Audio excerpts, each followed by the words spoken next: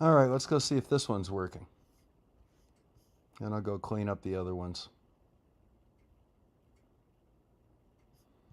Let's go ahead and set this up so that we can see. All right. So we're going to make that small. We're going to make that small. Let's go ahead and open this one up. Go back while that's opening. I'll check and make sure it's going through.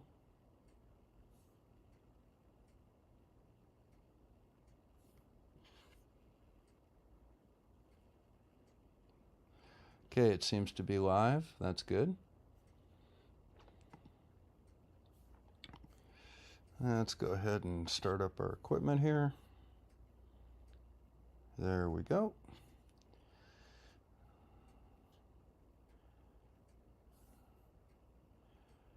Okay, just make that small. Turn the dome on. Make sure the dome looks right.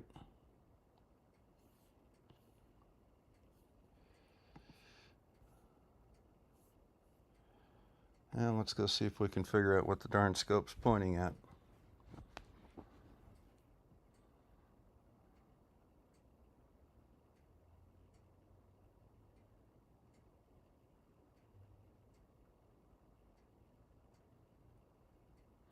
Okay, it's not solving tonight for some reason. I've got to go troubleshoot that to see what's going on.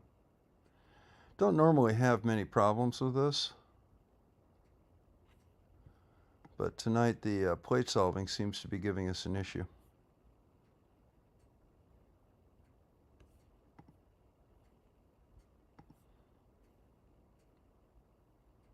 Ah, there's the issue. We've got the wrong one set up. Okay, so let's go ahead and go on over here. We're going to change this to that one.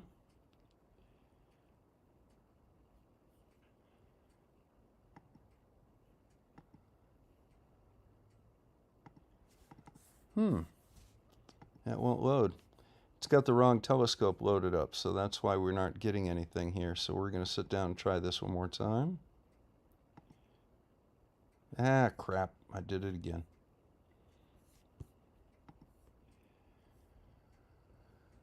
Okay, that's looking all right. Let's try this one more time.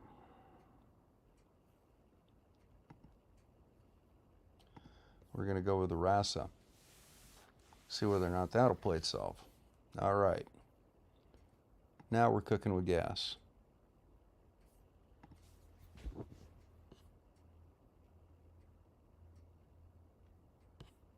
Okay. That's looking good. We'll turn the dome on. Now let's go over here and see if it'll figure out what we're looking at. Now that I've got the right focal length and everything in.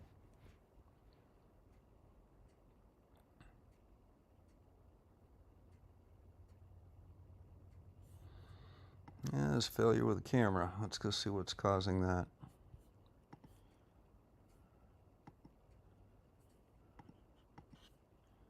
Let's try that again. Okay, the camera is indeed connected.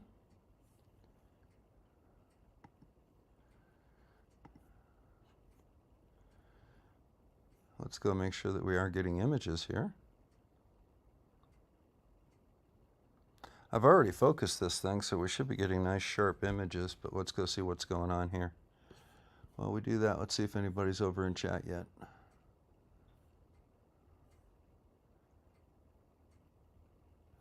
No, I'm just live here. Can you hear me okay, Judy? Okay, so we are getting an image. So that's good. Now we should be able to plate solve that image. It's a beautiful night out tonight. The dredges are not on the lake, so there's no, yep, we plate solved.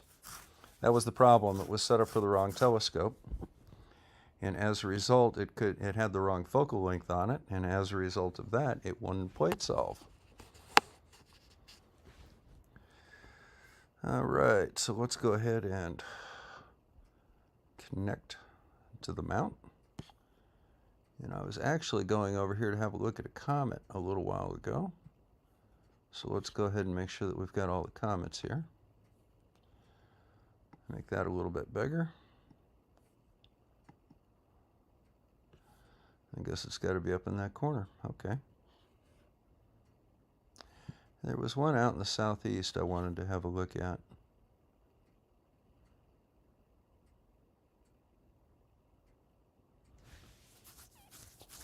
Yeah, see 2022 pan stars.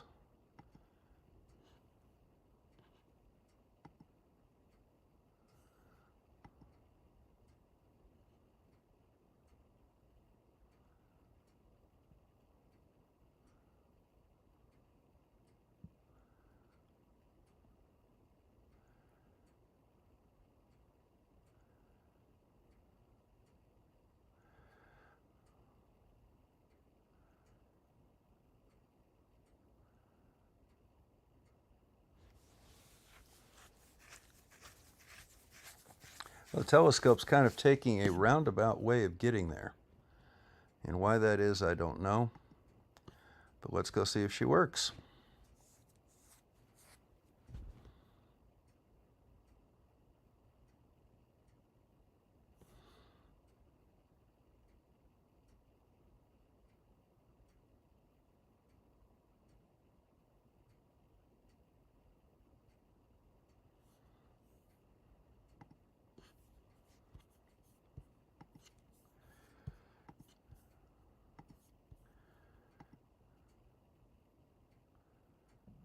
That should be okay.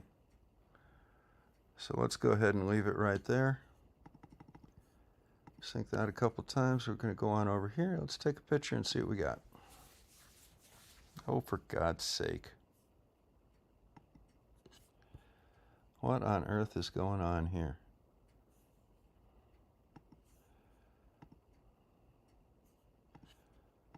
Let's hook that camera back up and see what's... There we go. The equipment doesn't seem to want to work real well tonight. So now we're going to get another image and see where we're pointing.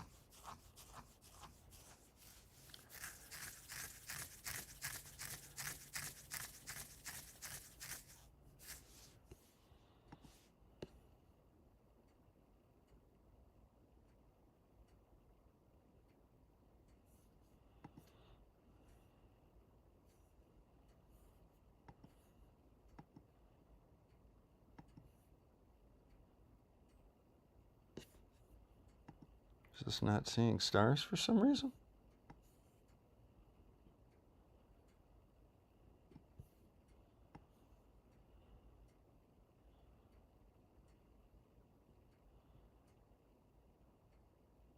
We're getting nice stars.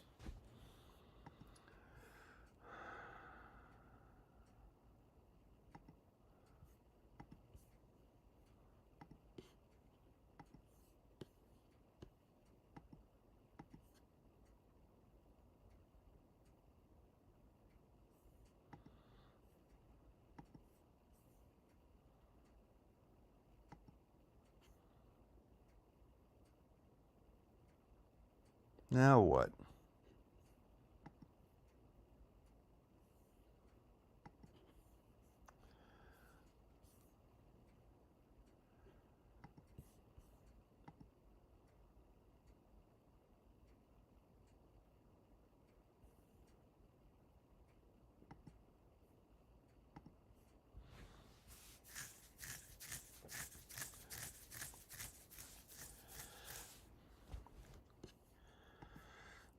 We'll try and hook this back up again.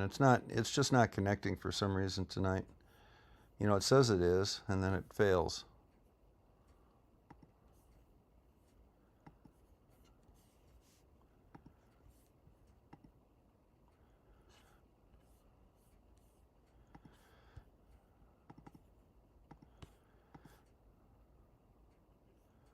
Now we're getting images here.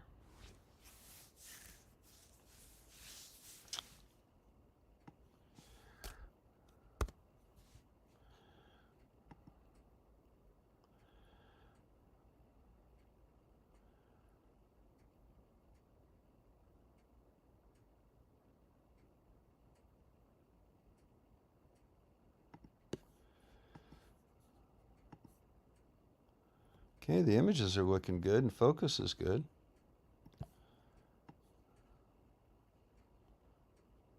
There's a satellite right there. Maybe a plane. See how this is kind of a change in intensity as it goes? That might be a plane, even though it looks kind of like a satellite.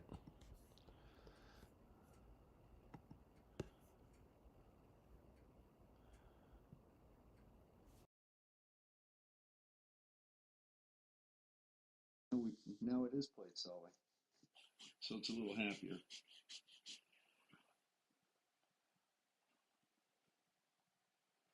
And the telescope where I told it to be.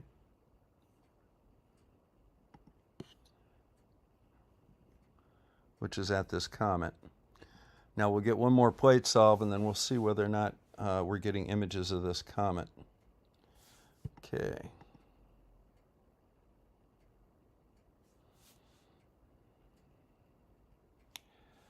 So apparently it's still just a little bit off. It's reslewing now. Let's go see.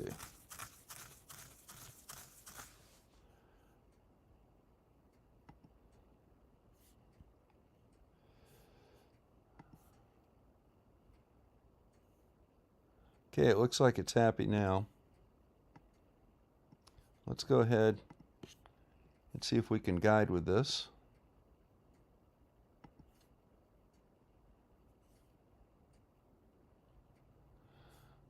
Okay, so apparently the guide scope is being blocked a little bit by the shutter, so we're going to have to adjust the shutter a little bit. So we'll go on over here to the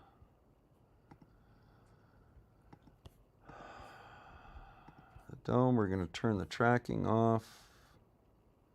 So you see the guide scope is right in this general area, and we're probably missing a little bit of the guide scope here. So let's go see if we can fix that.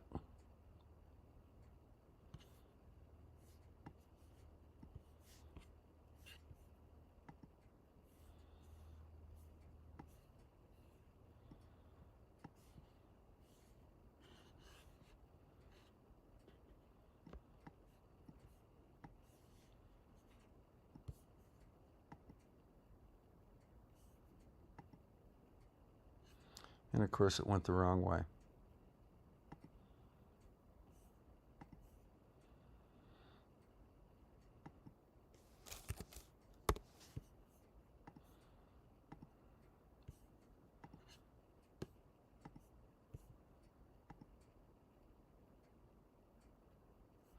That should be a little better. Let's go see what the guiding looks like now. Okay, now we're cooking with gas.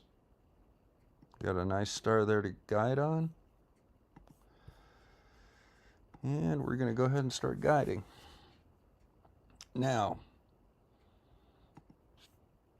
let's turn the camera off here and turn it on in sharp cap.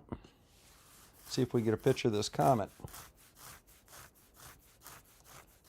It's a nice dark night out and there's no floodlights on the lake. So we should be able to get some images of this comet at magnitude 15.9.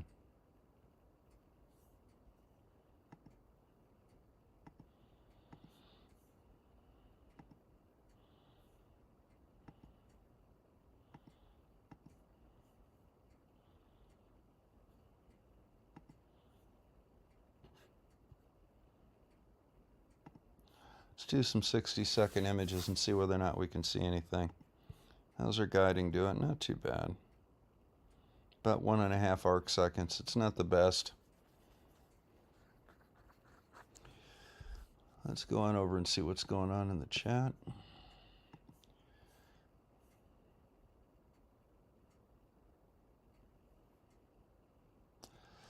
Could it be tumbling space junk? That's actually a very good point. Space junk will look like a satellite, and after a satellite, because it is a satellite, and after a satellite runs out of fuel, generally they deorbit it, but some countries don't necessarily deorbit it very well, and it just stays up there in orbit until it eventually deorbits. And because they've lost directional control over it, it just starts tumbling. And as a result, different spots on the satellite that have different reflectivities will cause it to flash and sparkle a little bit as it tumbles through space and reflects sunlight back down to Earth. That could very well be what's going on there. But, and again, it's kind of regular, which is what you would see in a tumble. But yeah, I don't know, to be honest with you. I can't give an estimate with surety.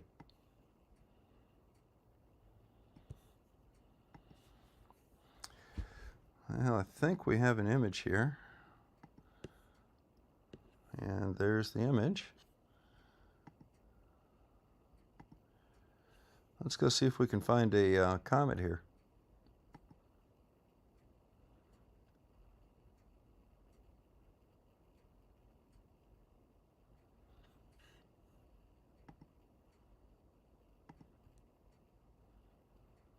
Now the comet, of course, should be in the center circle here somewhere. But I don't really see anything that looks like a comet. Let's make this a little bit longer. Let's go with a 2-minute image and we'll bump the gain up to about 235. Let's go see if we can spot something here. Maybe that's something right there. I don't know. There's kind of like a little smudge right here to the left of the crosshairs. Let me know if you guys can see this cursor. You should be able to see it, but it doesn't always show up when you use the window.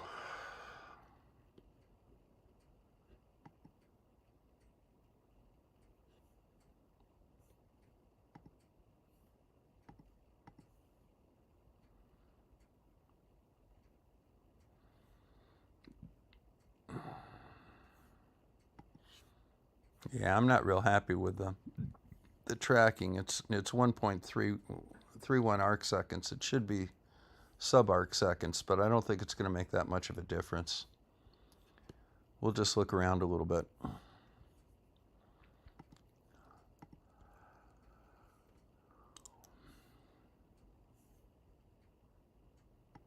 Okay, so the cursor's not showing, not all the time. It doesn't show all the time. I don't have the multiple screens set up tonight. I just have the one on the laptop. But that's okay. If I want to show you something, what I could do is I can put the crosshairs on it, and that'll work out pretty well. So, well, we're almost there. See, I can move these crosshairs around if I want to show you something. And then I can turn them off, and then I can turn them back on, and they'll be centered again. So the comet, like I said, should be in this inner circle somewhere. If we see it. Okay, we've got a 2-minute image coming out now.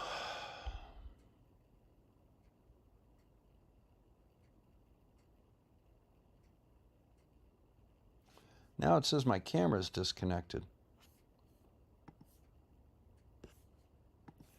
I wonder why that is.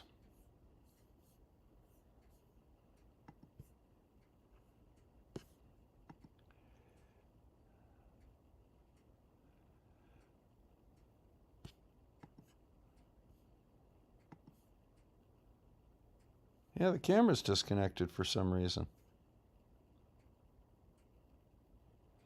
Boy, we're just having issues out there tonight, aren't we? Now I've lost my camera.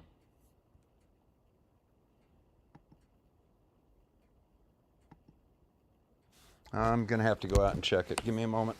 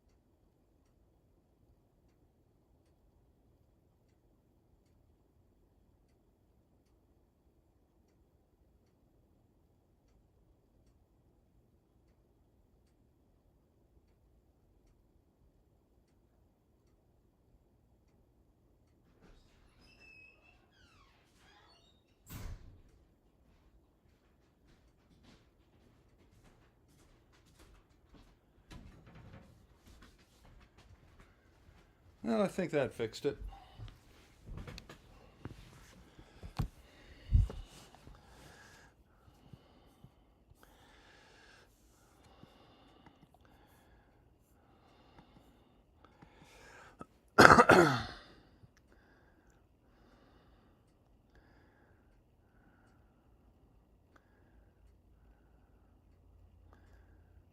Okay, for some reason the mount's not tracking. So I think what I need to do is just turn this one off now that I've got the mount and everything hooked back up.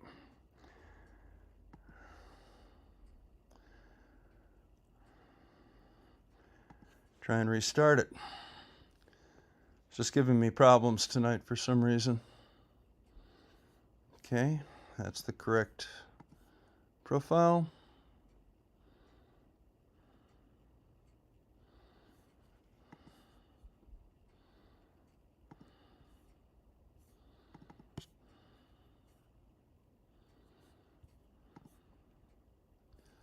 Let's go see if this works.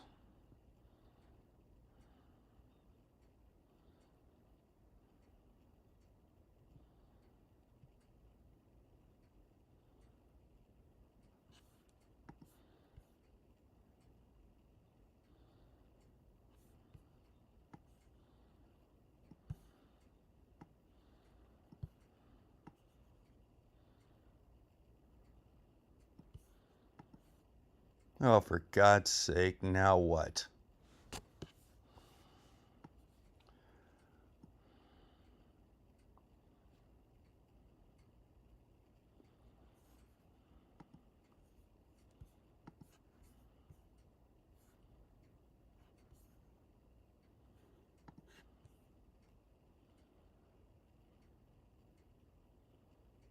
The dome's just turning at random.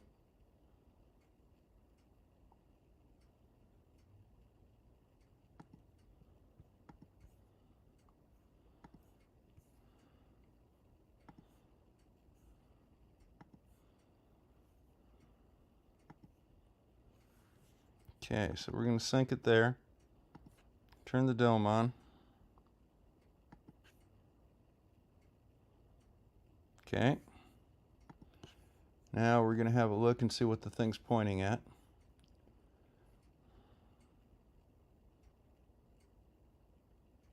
Now you see it's not locked on. So we're going to have to just resync it. There's nothing I can do. So we're going to go ahead and bring this to home.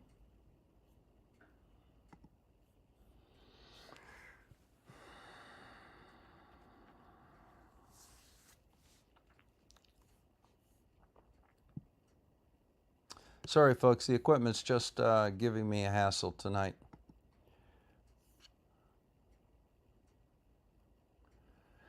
Okay, so let's go ahead and do this. Yeah, this is a RASA 11 as the telescope. It's in a NextDome 2.2 meter remote control observatory dome. The camera is a ZWO 6200 color, and it's on a Celestron CGX-L mount. Unfortunately, had some issues with the power out there, and had to do an update on the computer, and it's just kind of getting a little squirrely. No, actually, it's very rare I have any issues whatsoever. Normally, we just fire it up and there it goes. It does work pretty well. Tonight's a beautiful night to observe.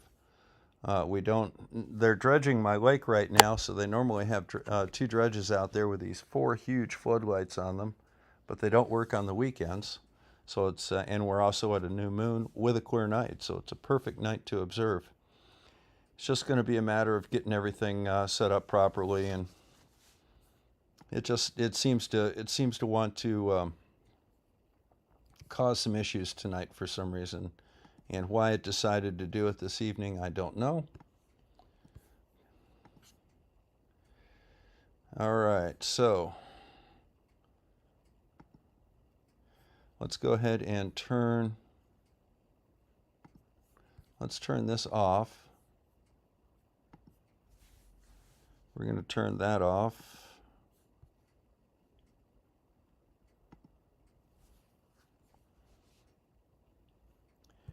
We're going to turn this off. And we're basically just going to do a fresh start from scratch on all of the software. And that won't be an issue at all. It'll just take a moment. So, first thing that we're going to do, why is this still on? This should be off.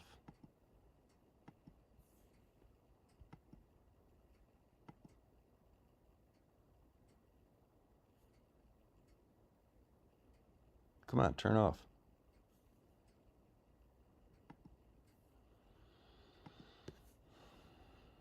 Maybe there's just something hanging up on Nina tonight. Looks like there's a problem with Nina.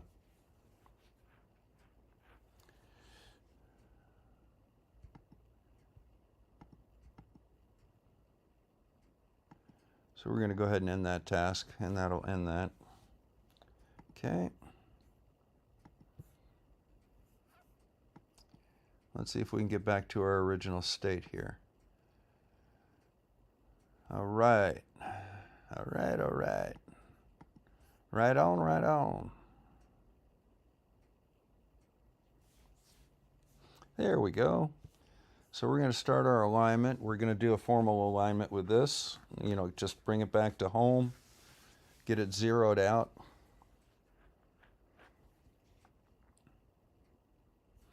Okay, so that's done there. That's done there. Here's the inside of the dome. Here's the top of the telescope. Now what we're going to do is, now that this is all settled, we're going to connect the telescope to ASCOM and connect the focuser.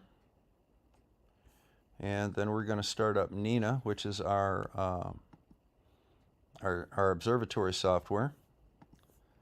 Make sure it is the RASA 11, and that's what it is. Connect all the equipment. This will connect everything and start the guiding program. Right over here on the right is the stuff that's getting connected.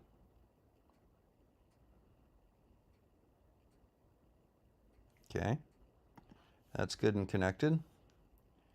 We'll leave PhD alone, PhD2 alone for a moment.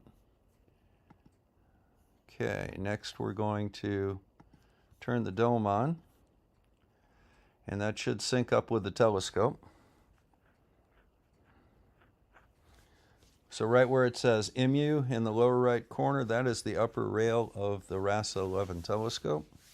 As you can see, the dome is flipping around to get the aperture in front of the telescope. The shutter's already open, of course.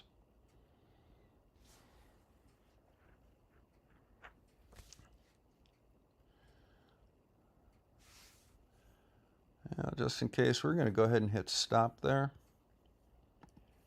Good, that stopped, so we're going to sync that and turn dome tracking back on. Now let's go on over here to imaging. Let's take a 6-second shot and see whether or not maybe we're getting an image. And while that's cooking, I'm going to go ahead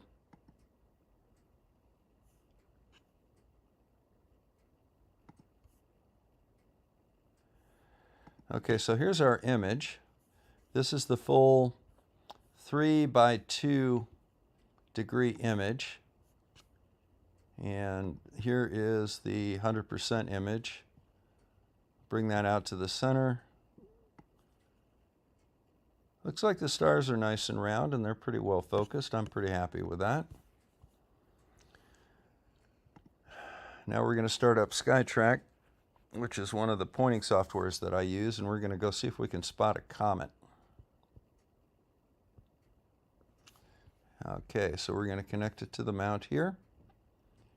And we should be on comets right now. The one we want is C2022 Pan-STARRS. I think it's N3 or something. Let's go look. N2. That's the one we want right there. So we went ahead and selected that and told the telescope to slew to it. This is down here in the lower right. You see where the blue is, or the lower left where you see the blue is. That kind of gives us some ideas of where the comet is located, how high it is above the horizon, etc.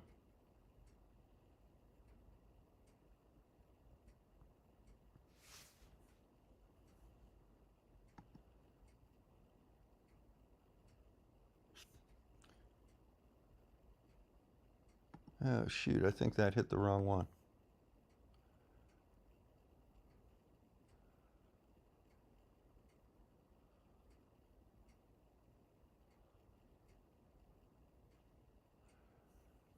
Okay, so we should be on the right one.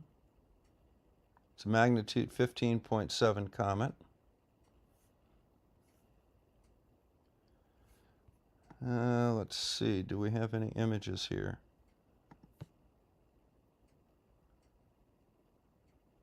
Should be able to get an image there. And we do.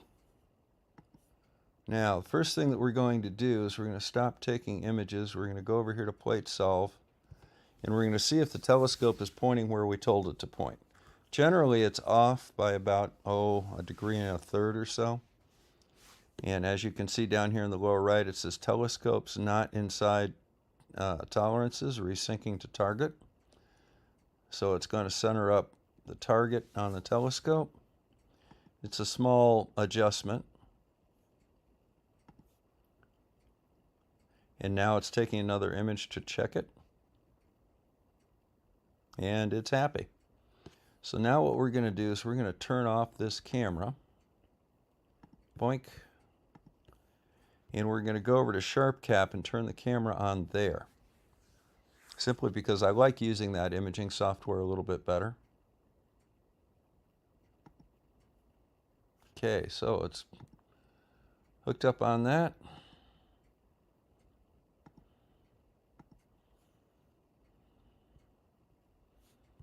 Now, while we're doing that,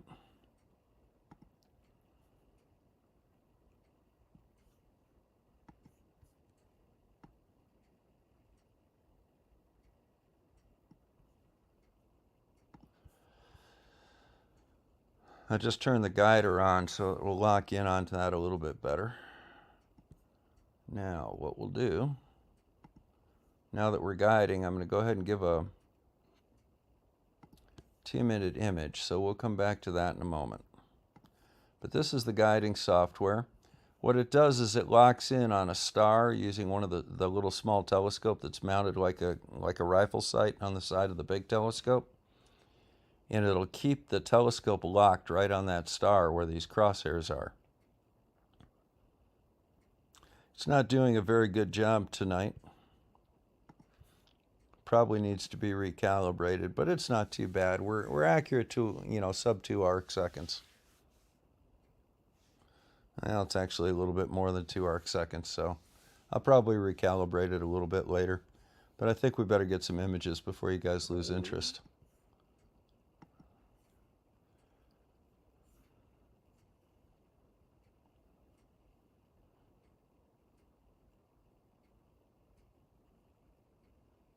Oh, yeah. Well, a lot of times, when you try and set up a telescope every time you use it, every time you set up the telescope, you have to polar align it, and there's always potential for problems as you hook up all the cables and everything. I have my telescope out in an observatory, so it's preset. And all I need to do is go out and basically turn it on. I have to power it up and open the shutter, and then I run everything else from in the house right now. So we've got a few people watching.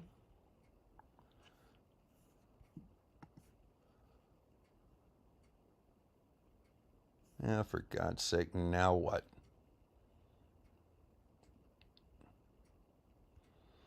Let's get back over here to where it's...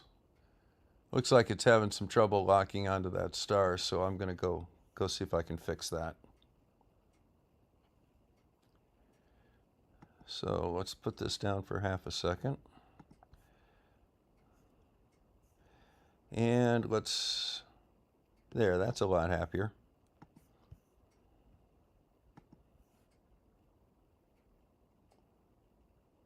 And now you notice too, the guiding is a lot better. We're down around 1 arc second now that I've fixed the contrast a little bit. So let's go see where we are over here. Looks like our first image is out. This is a 2-minute image. We're going to go ahead and stretch it so we can get some detail here. Let's go ahead and come on out here. Let's see where that comet's supposed to be. It's supposed to be right there.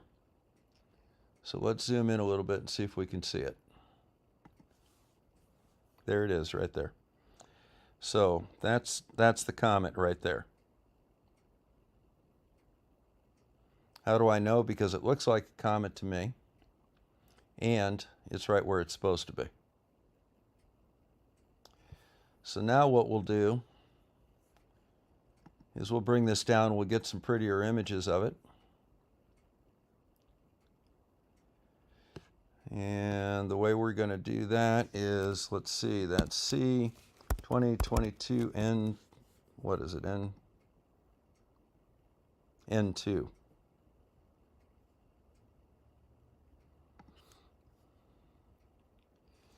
N2, we're going to hit live stack.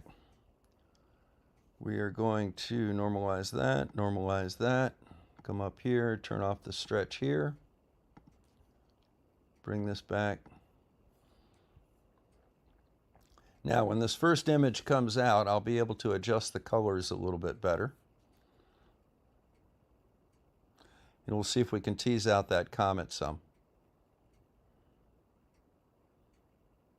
Okay, so here's the first image coming through. There we go. Now notice that these color curves are not lined up. I can go ahead and what's called white balance them automatically like so. And then I can actually kind of fine tune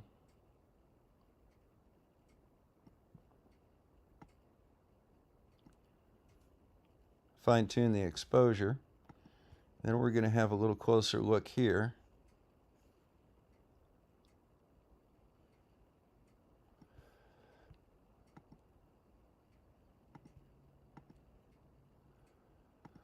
Let's see if we can find a little better shot of this comet. Let's go to 66% Hale Sagan. I'm thinking that I'm right. I'm thinking that the comet is just to the left of the crosshairs. I'm going to put the crosshairs just under it and to the right. So if you look in the upper left quadrant, just off the crosshairs, I think that that's the comet right there. Unfortunately, this is a color camera, and as a result, the detail isn't as great as I would like it to be. But we're going to see whether or not that turns out to be the comet. So I'm going to leave that right there. As a matter of fact, I'm going to move it. So I think that the comet is just above and to the left of the crosshair there. And I think it actually has a tail going out to about 10 o'clock, maybe 9:30, 10 o'clock from that central, the nucleus there that you see. So let's take a few images here, and while we do that, I'm going to do a follow-up on my cold moonlight experiment, which you can see on my Bob the Science Guy channel from 2 weeks ago. I said that I would follow it up. Yeah, that's definitely a comet. I said I would do a follow-up at the new moon, which is tonight. So I'm going to go out and take those measurements real quick. So give me a second and I will be back. We'll let that kind of develop a little bit. As a matter of fact, I may increase now that we know where it is. So you see that one object just to the left and above the crosshairs looks like it's got a tail going out at about 10 o'clock from it's a little fuzzy and it looks like it has a tail. Let's let a couple of images come through here and get that background cleaned up a little bit with the stacking, and we'll see what it looks like. As a matter of fact, you know what? Let's go ahead and make some 3-minute images. No, we don't need to do that. We'll leave it at 2. I like where this light curve is. It's kind of right in the middle. If I do 3-minute images, it's just going to be a little bit more to the right.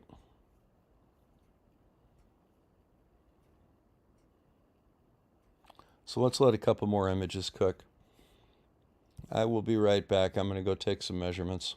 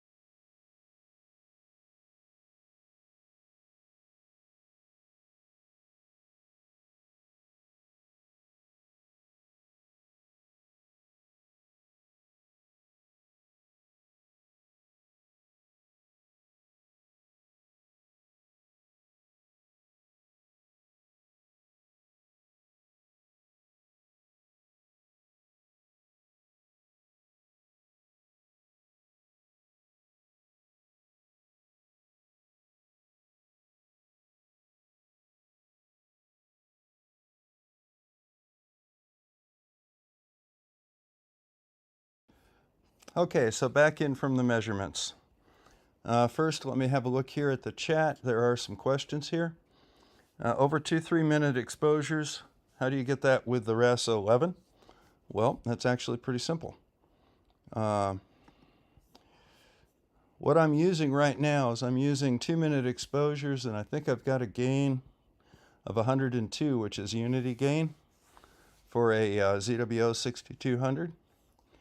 I've white balanced it using live stacking in SharpCap, and I'm making my dark point right at the tip of the data, and my midpoint, that pretty much goes right here to where the slope of the data changes from being quite steep to kind of flattening out a little bit.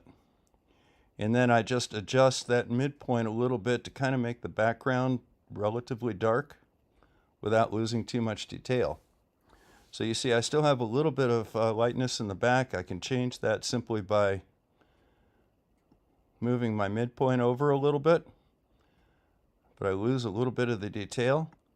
If I bring it here, you can clearly see the comet to the above and to the left of the crosshairs, and you see the tail of the comet going out around 9:30 or 10 o'clock from the nucleus.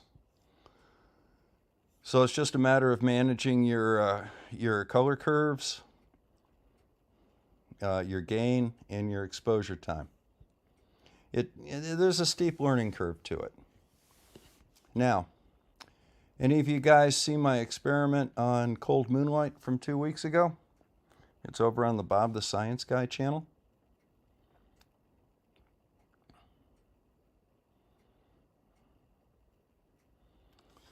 One of the things that you run into when you deal with science deniers is they come up with really strange claims. One of which is that moonlight is cold, and things that have moonlight shining on them are actually colder than if you shade them, if you shade from the moonlight. So 2 weeks ago during the full moon, I did an experiment. And what I did was I put a piece of double pane glass on the ground after measuring to make sure that the ground was all uniformly cooled. And I allowed the moonlight to shine through the glass, and I checked the temperatures around the glass and under the glass, and I found that there was about a 4-degree temperature variation. It was 4 degrees warmer underneath the glass than it was exposed to the sky. So, since moonlight was actually shining on the ground, it can't, it doesn't make sense to claim that it's moonlight.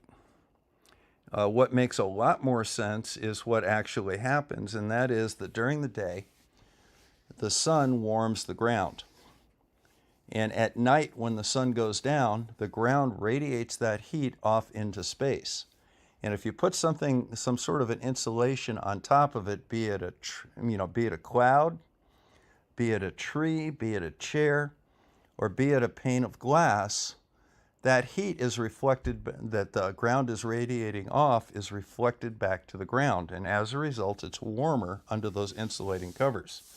A good example of that for those of you that live in cold climates, you know that during the winter, a clear night is generally colder than a cloudy night or a snowy night. And the reason being is that heat that is radiating off of the Earth back up into space goes straight up into space on a clear night. However, on a cloudy night, it gets reflected back down to the ground by the clouds.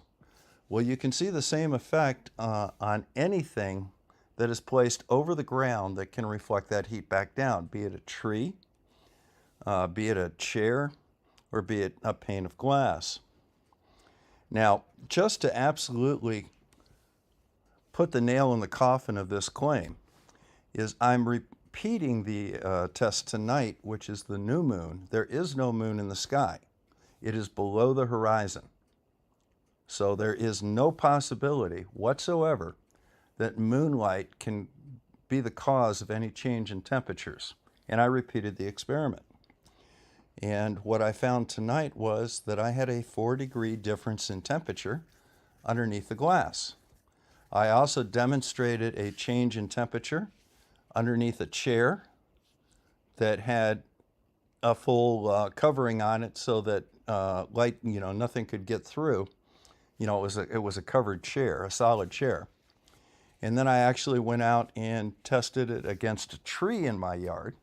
Got a nice big maple tree in the backyard, so I went out into the yard, measured the temperature of the ground, and then I measured the temperature of the ground underneath the tree, and I found that the temperature of the ground under the tree was about 4 degrees warmer than it was out in the open lawn. So this is a nice clear night. That heat is radiating off my lawn, going back up into space unless it's blocked by something. There's no clouds to block it. However, the tree blocks it, the chair blocks it, and the glass blocks it. Is there a difference in my dew point? No, but I can go ahead and check it. Why do you think a difference in the dew point would change the results? Because I did, surprisingly, get the same 4-degree temperature difference.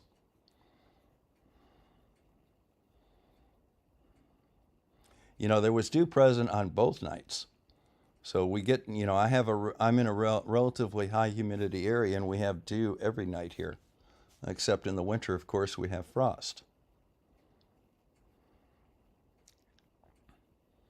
So it's actually a very interesting thing. So there's a nice image of a comet, is what I'm showing you here.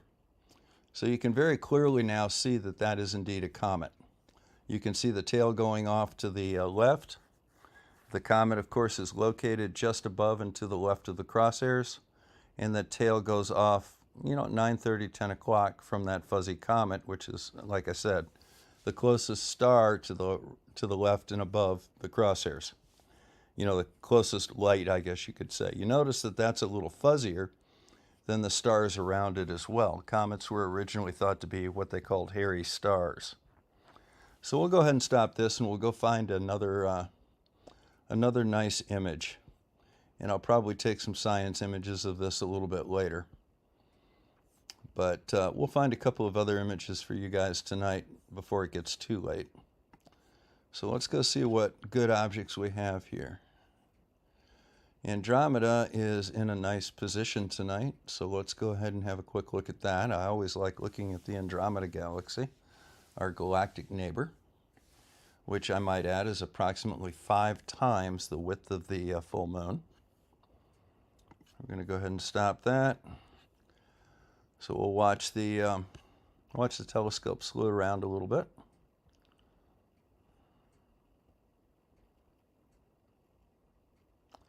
I'm thinking that it can probably do a little better lineup than that, but I think it's still got a little movement to go.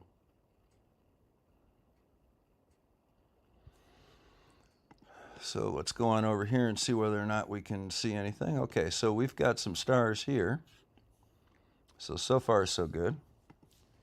Now we're going to go here and just go down to a 4-second exposure.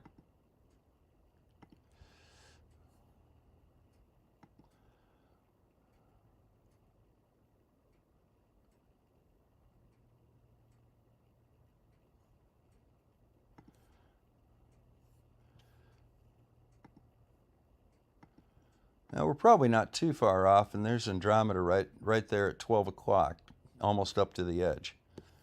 But what we'll do is we'll go ahead and plate solve and resync. So it'll take a picture, it'll compare this picture to the star charts. It says that we're about 1.43 degrees off.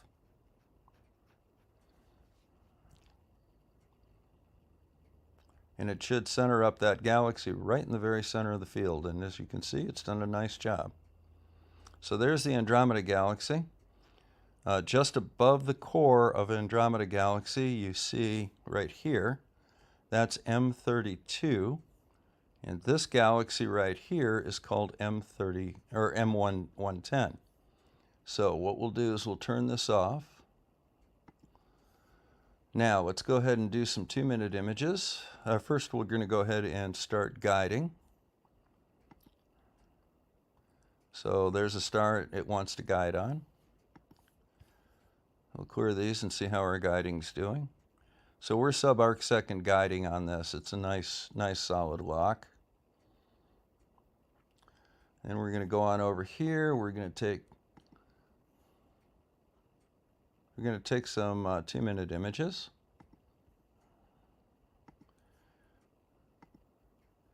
And once again, we're going to go ahead and use live stacking. There we are. Come on. There we go.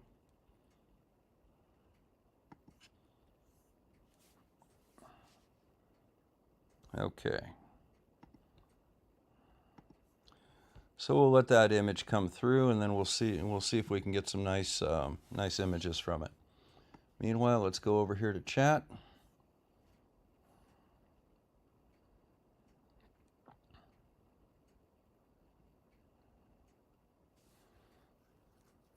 Oh yeah. I mean, your dew point has to do with the condensation, or the condensation on your glass, of course.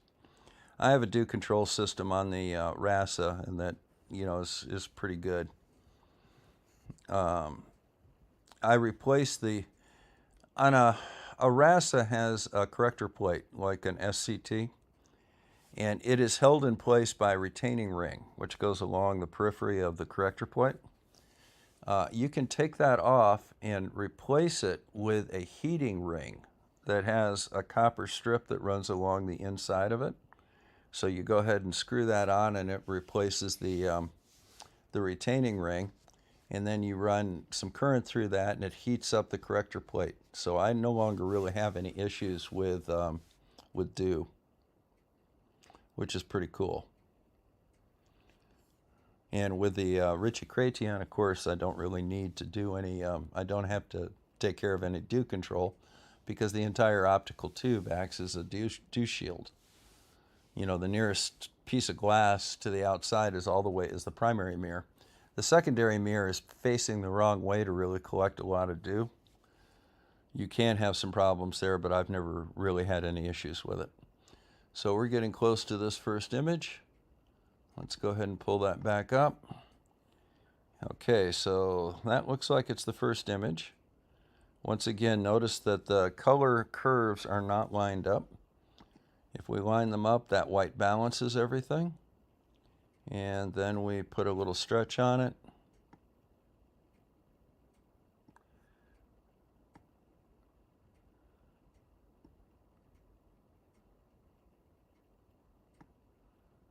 I think that looks pretty good. Now let's come up here to about 50%. Oh, too much. 33%, no, too much.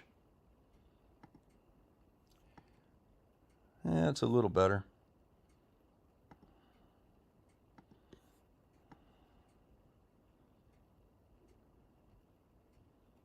So there's our neighbor, Andromeda.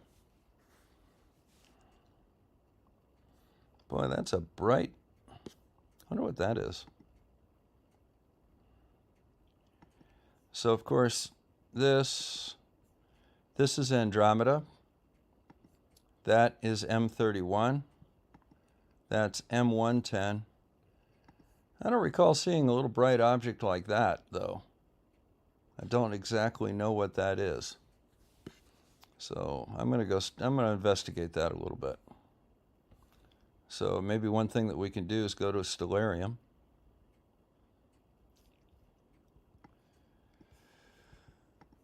Have a look at Andromeda and see if there's a big old blue star sitting out there.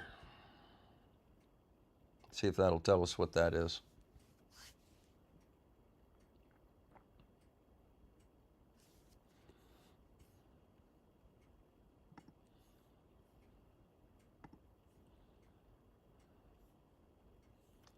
So here's where we're looking right now.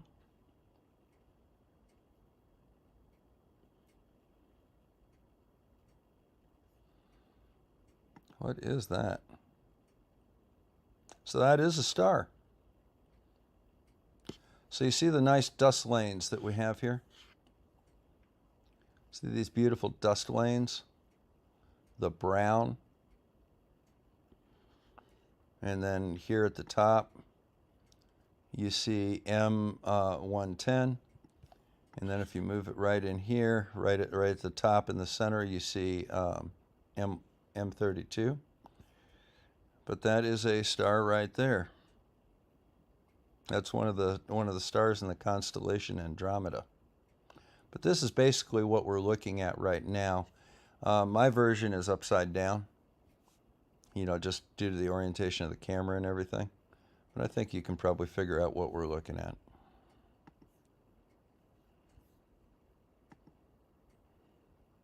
So that bright blue star over there on the right is one of the stars of Andromeda, or the Andromeda constellation.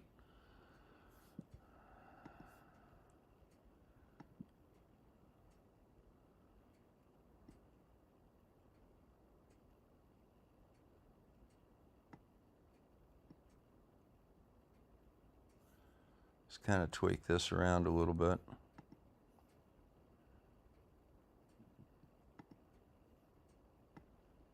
So there's the core. These are those brownish dust lanes I was mentioning. Now if you look out here, there's M110, and that's a spiral galaxy all on its own. Now if you've got a more powerful telescope than I do, you can actually see star clusters in the Andromeda galaxy.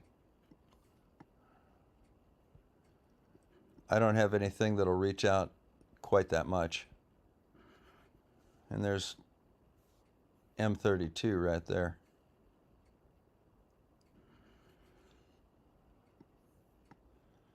These deep red dots that you see, like that one right in the center, those are hot pixels on the camera. But there are a lot of red stars here as well. I don't think that's looking too bad.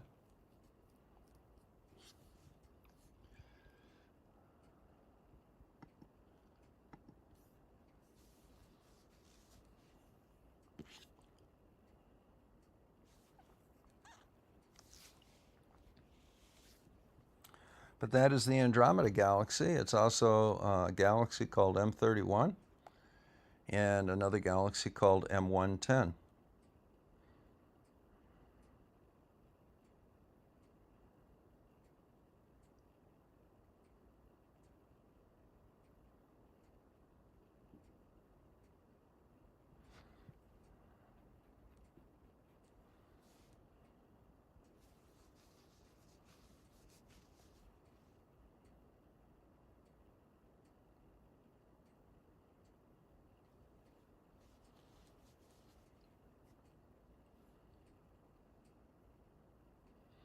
That does look nice.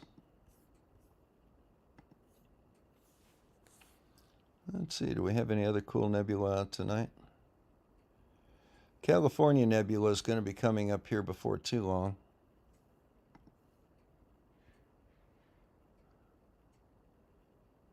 It's at 21 degrees right now above the horizon. That's a little low for me.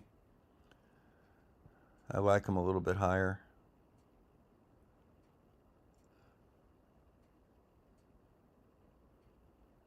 I like my targets to be between about 30 and about 55 or 60 degrees. 30 so you get away from the horizon, and I don't like to go all the way to the zenith because it's kind of tight up there on the observatory dome, and as a result I tend to either block the guide camera or the telescope.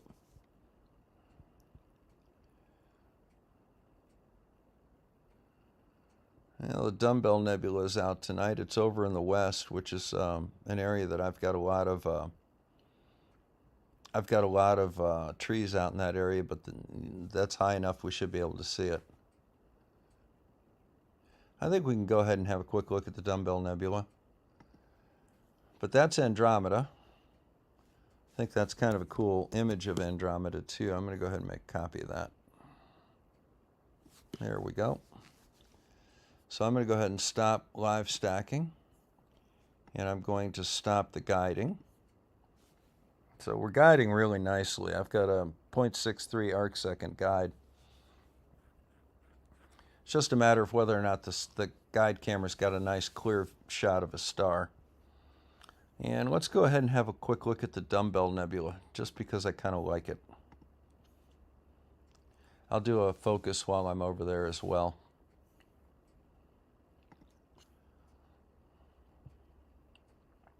So you see the telescope is slewing and the dome is rotating at the same time.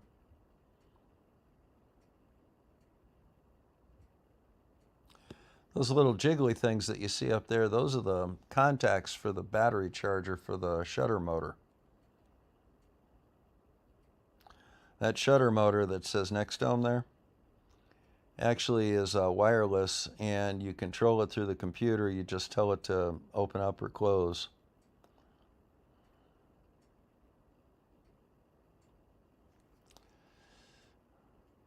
And if you look down in the left lower corner of this, you see the track on the dome. There's a gear system that feeds into that little track tape. And we'll go ahead and rotate the dome. It'll automatically rotate it to match the telescope, and if it's off a little bit, by the time it gets done rotating, I can actually adjust it a little. I'm thinking that actually is going to look pretty good, because there should be another little tweak there. It needs a little bit more. So we'll go over here. We're going to turn off sync. Let's make this a little smaller.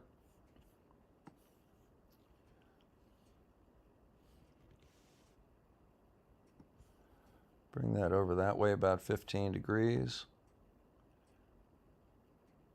It always goes the wrong way the first time I try it, inevitably.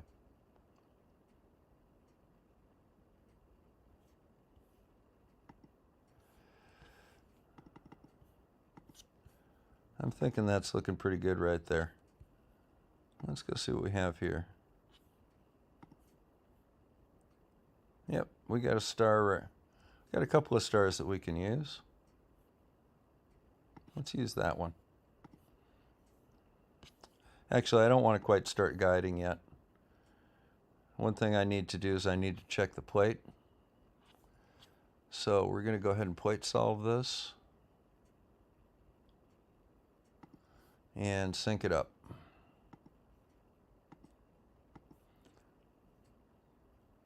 .61 degrees off. So let's go ahead and change this over to 4 seconds.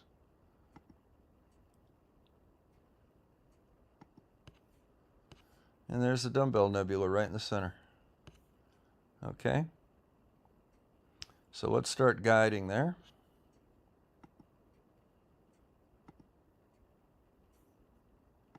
I think we'll pick that one. Hit guide.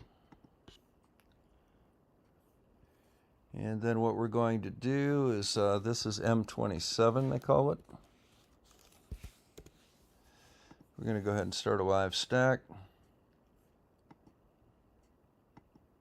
Come on.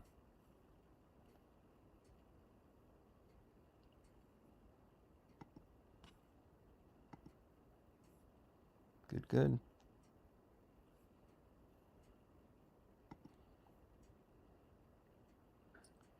And do some 2-minute exposures.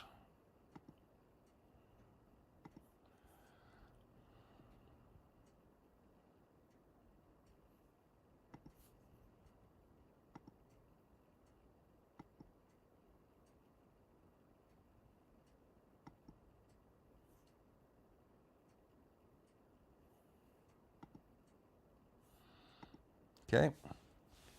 Now we'll let that image kind of cook through. Sub-arc second guiding. I'm happy with that. Let's go back over here. NGC 6188. We'll go ahead and have a quick look at that here in just a moment.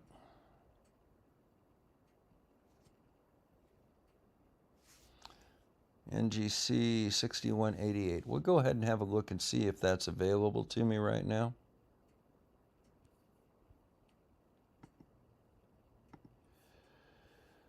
And the way to do that while this is cooking along,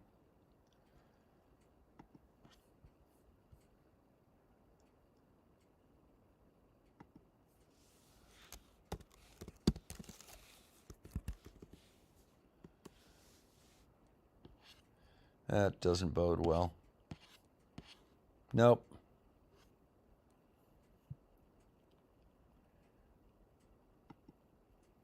Yep, that's definitely not something I can see right now. It's extremely low in the southwest. I can't see anything below about 45 degrees out to the west and the southwest. And that's well below the horizon. So I'm afraid I'm not going to be able to get that for you tonight, my friend. But I'm going to have a pretty picture here for you in a minute.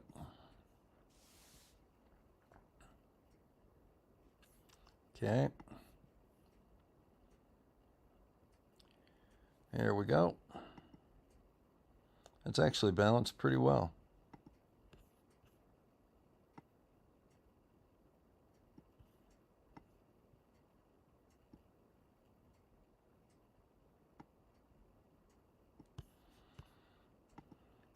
This is a pretty small target, but you can definitely see the X in it.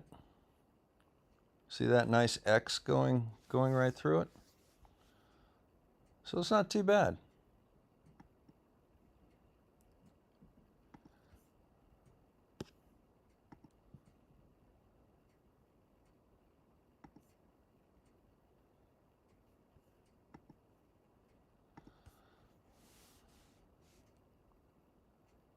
There's a lot of stars out in that area, isn't there?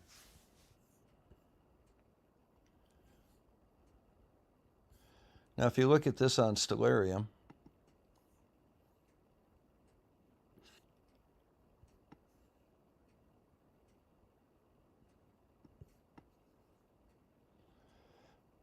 no, that's why I can't see the telescope. I haven't loaded the telescope on yet. Let's go ahead and do that.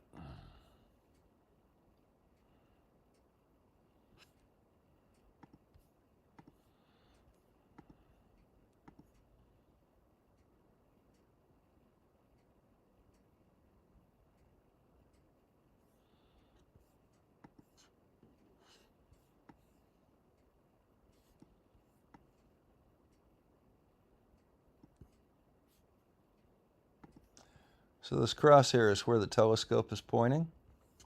We can zoom in a little bit on that.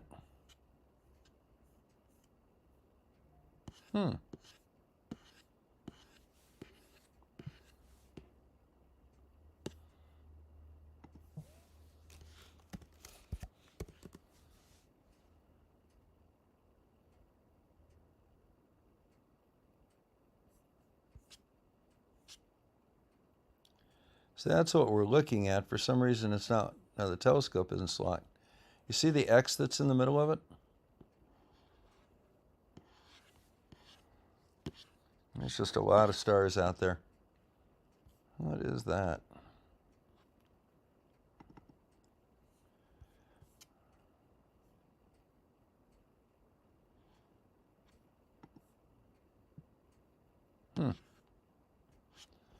It's a nebula. I'm not sure I recognize which one it is. But in any event, there's that one. That looks pretty good. Let's go ahead and stop this live stack.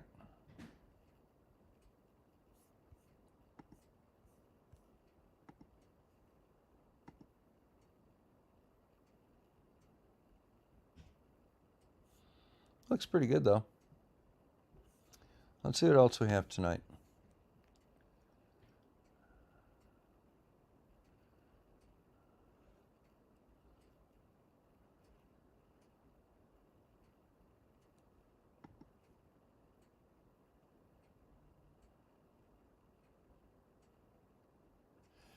There's M72. Let's look at that one. The reason I want to look at that one is I'm going to go ahead and refocus the scope. I can do that out by that little star cluster.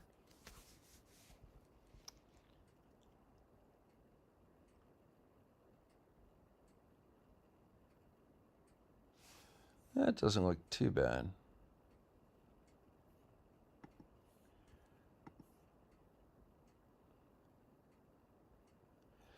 See, this is the side of the aperture. That white flare on the left side of the screen. That means I'm not lined up very well. Let's go see what it looks like.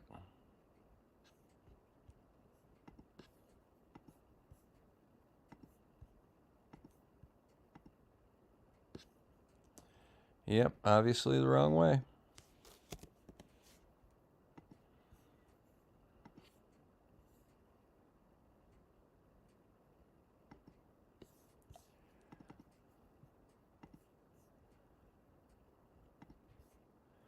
And there we've got some stars again. Well, actually, let's not lock that up just yet. Let's go do a plate solve real quick. So we'll go down here to about 4 seconds. That's a nice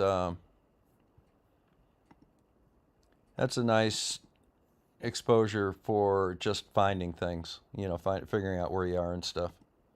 Because you can always stretch it a little bit, and there you go. So now we do a plate solve and resync. And the star cluster should appear right in the center.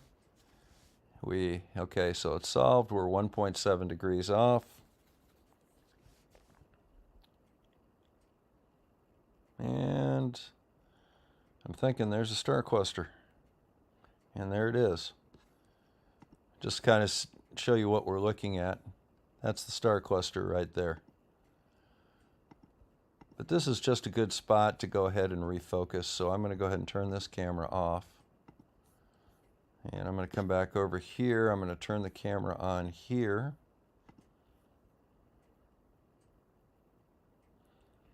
And what we'll do is we'll go ahead and just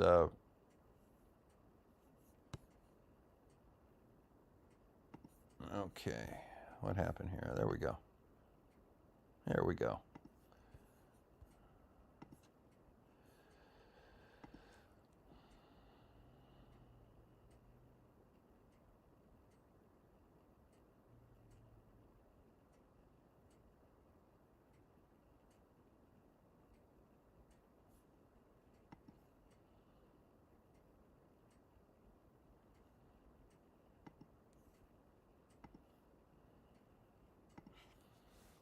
So now we'll just do a quick autofocus and I'll check the chat.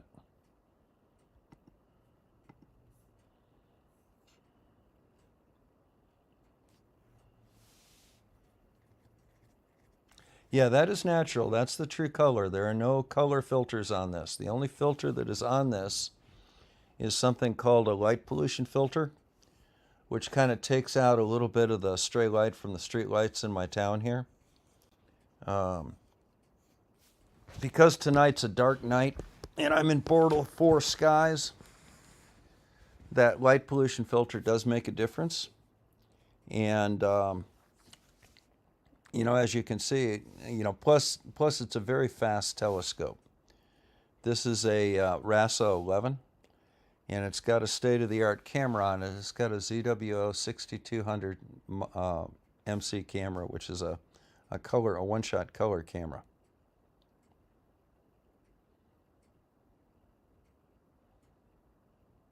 Oh, the south actually has some really beautiful, beautiful astronomy down there. The Magellanic Clouds. I mean, really neat stuff.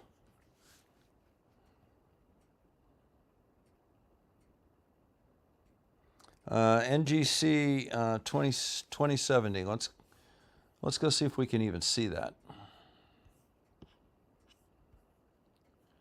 So let's get up here to the observatory computer. NGC 2070, I think you said.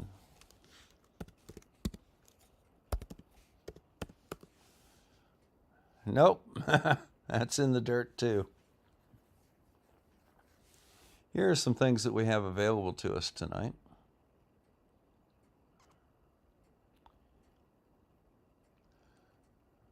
Might be able to touch on the Hercules cluster. The Iris Nebula is available, but not really in a good position for a couple of hours. I've got to get some more glasses. North American Nebula is an interesting nebula. It's out in the west and it's very high in the sky, which makes it difficult for me to spot. The Owl Nebula actually is kind of a little boring. Pleiades. Hey, it looks like we might have the Pleiades tonight.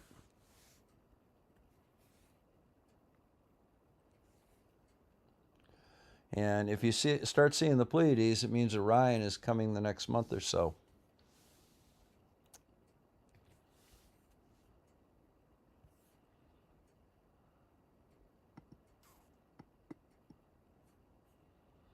The Orion Nebula is probably one of my favorite.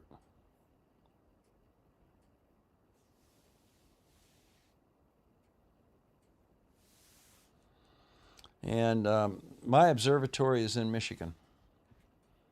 I've got a lot of friends down in Australia, and I rent time on telescopes out in California.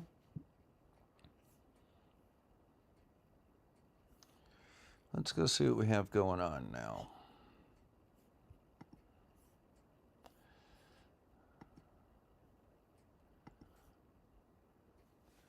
Okay, so it looks like we're almost done. There we go, we're all done now.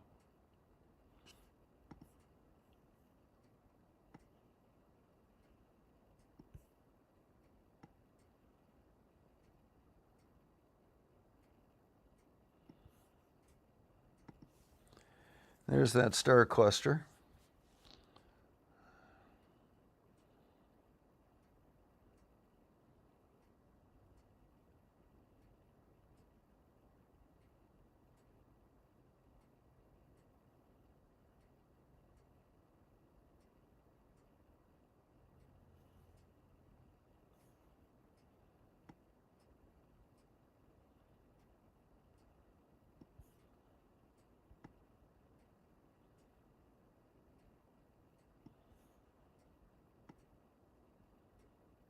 Okay, so we've got a good focus now. That's kind of a tiny little star cluster. Let's go see if we can find you guys a little better target. Let's check out the Pleiades. See if we can reach those. They are low on the horizon, though.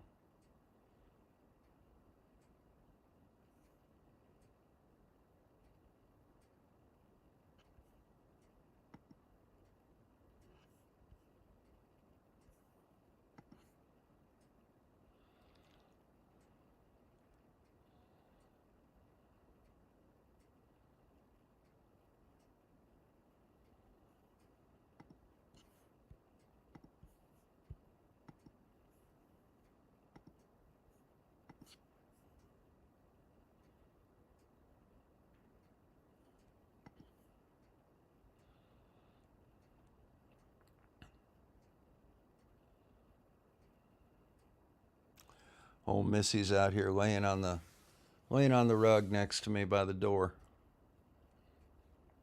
She's not been feeling too well lately. Got some bad news from the vet the other day. So I'm gonna kind of enjoy her while she's still around. She's a pretty young cat, but I don't think she's gonna be an old one, unfortunately.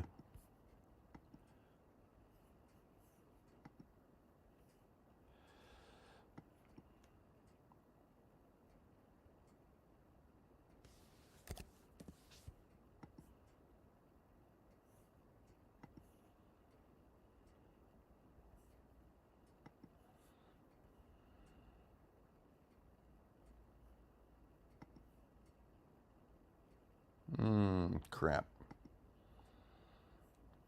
I don't like that.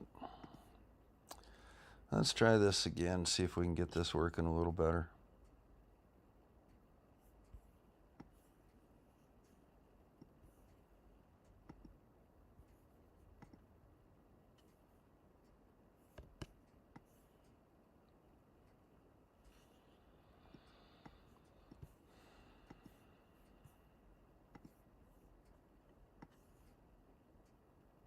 That's a little better.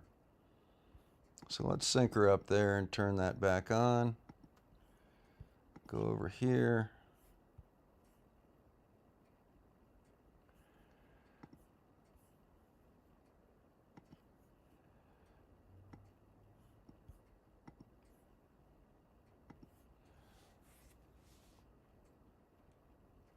See if we can get a pretty picture of the Pleiades tonight.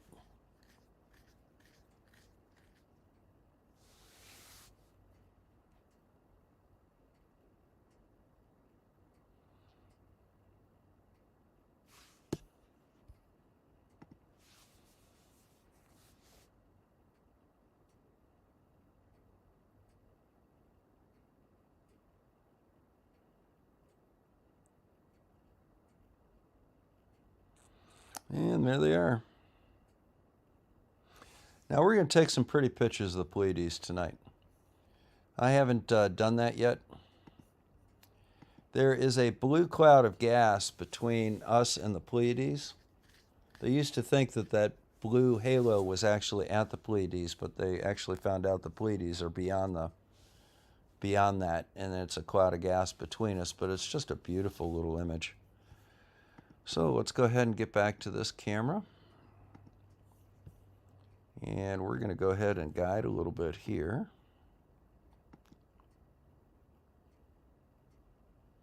Yeah, that'll work. And here we're going to go ahead and make sure that that's all. Let's get that loaded up. And then we're going to go to a 2-minute image. And we're going to make this M45. And we're going to go ahead and start our live stack.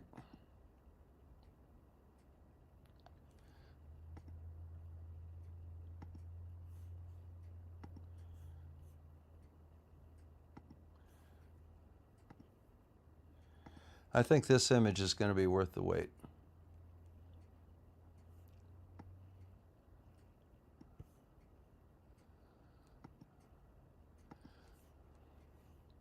I always thought the Pleiades was a beautiful target. Yeah, Judy's up in Finland. I'll give her some pets, Judy. She's been eating a little bit better. That's a good sign.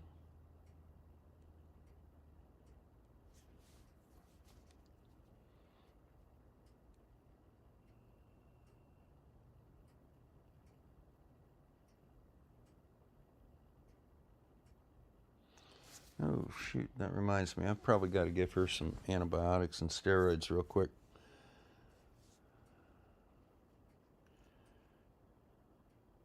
I'm going to go ahead and get this first image, then I've got to go give her some medicine, come to think of it.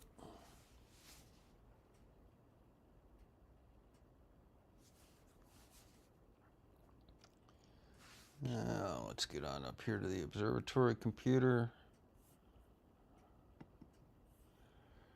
Looks like we're going to have our first one here in about 22 seconds.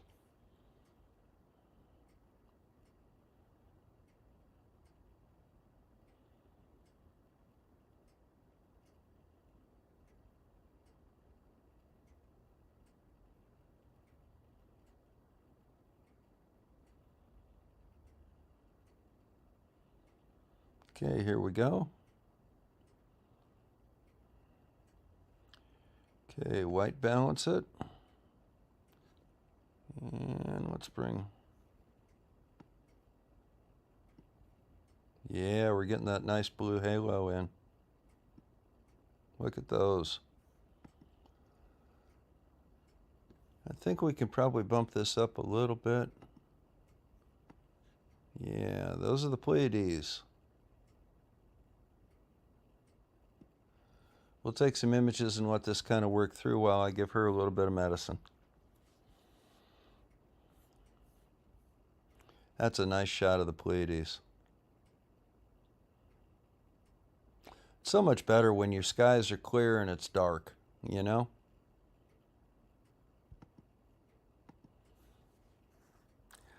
those dredges they have out there, it's like an airplane, you know, it's like a 747's landing in my backyard constantly. Yeah, that's a single image too. We're going to stack them, and that's just going to get amazing. Just amazing. As a matter of fact, I think I can probably back that off just a hair and bring that in just a hair.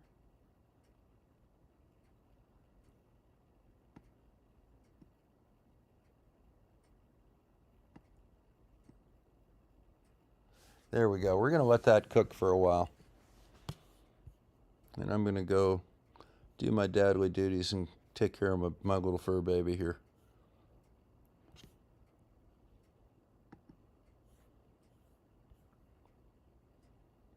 The Himalayan fur goblin.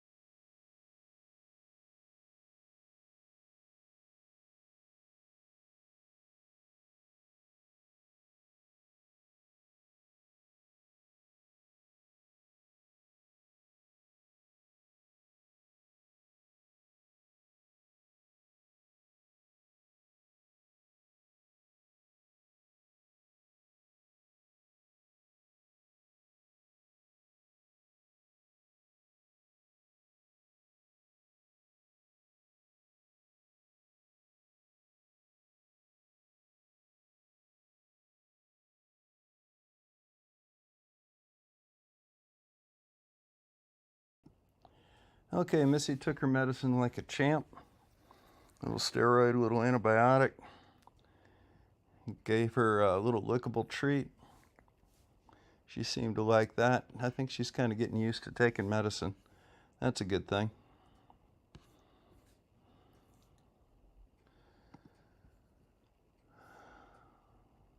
Pleiades are starting to look really nice, aren't they?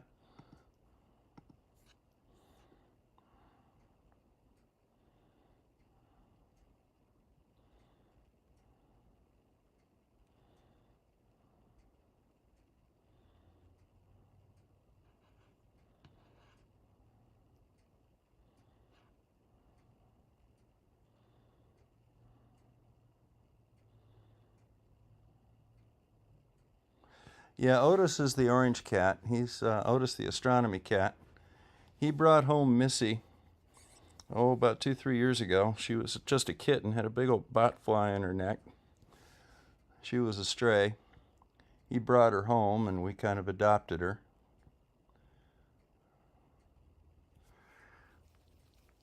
And Missy's Missy's the house cat. That's, my wife and I, are her mom and dad. And then Otis is an indoor-outdoor cat, which means he tolerates us as long as we have food. And he's famous for going out to the observatory and sitting on the keyboard of the computer and, just screwing everything up. I think he does that on purpose.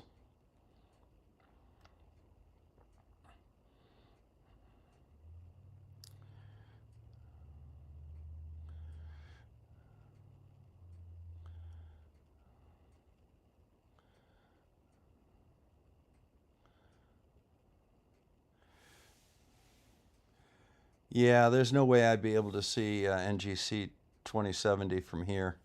I'm too far north. Yeah, I've got a feeling haven't found any flat planets yet.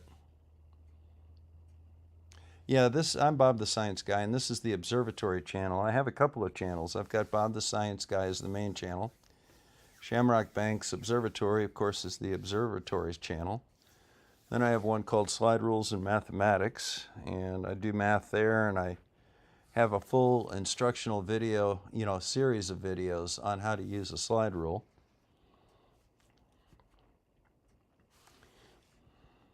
I think Otis has a channel too, come to think of it.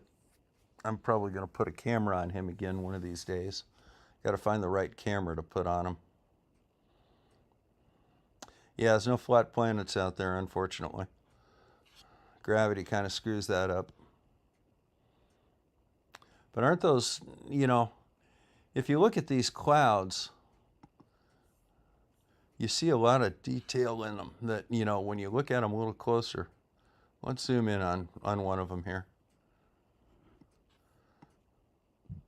Like, look at the amount of detail in that cloud. You can almost, you can see the layers of it. It's just really nice.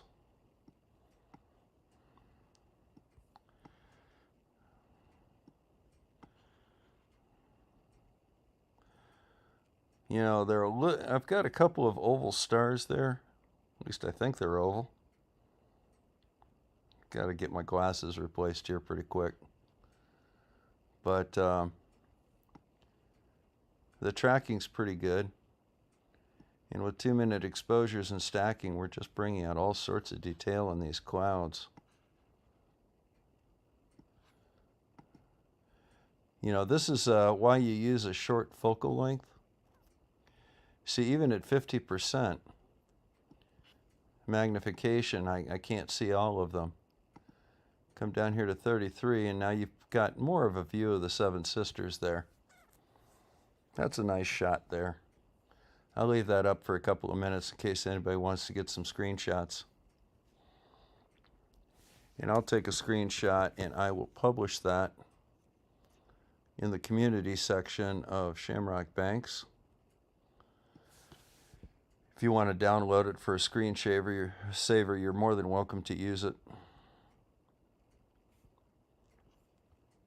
But they're coming out nice. They're starting to look nice.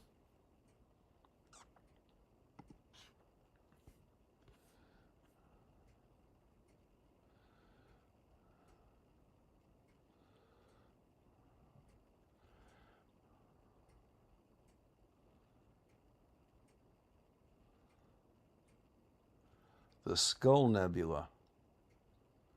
Boy, that sounds pretty good, doesn't it?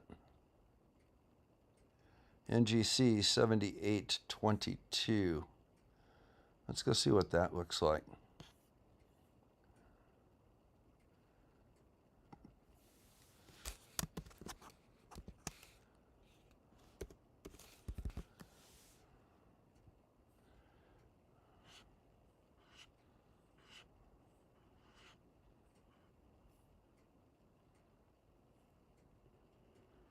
I think that might have been the one we were looking at a little earlier.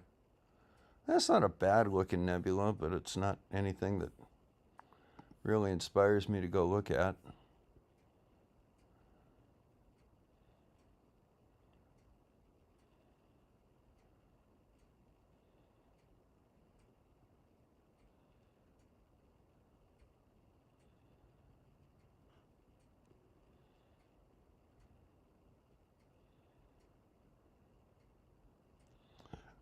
NGC 7479. Let's look at that.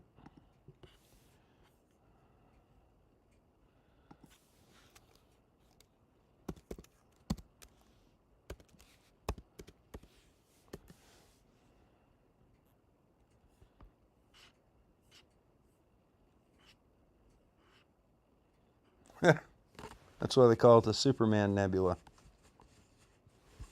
Looks like an S. That's pretty tiny, though. I don't think we'll see that very well with the RASA.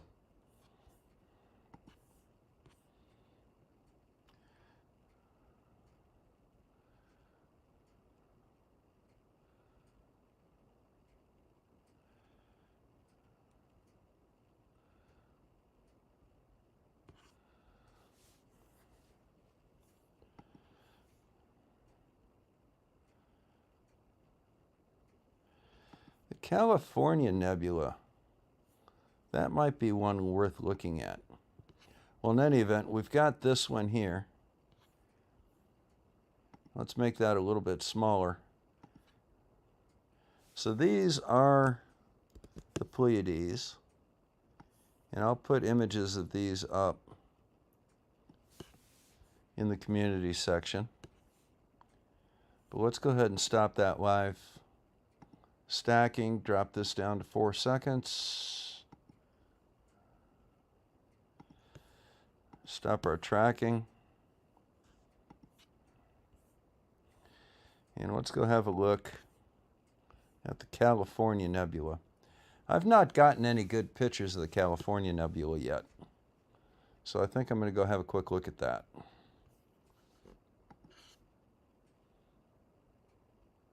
That should be in pretty good shot. That should be pretty good right there. So let's go see where we are. So we'll plate solve real quick.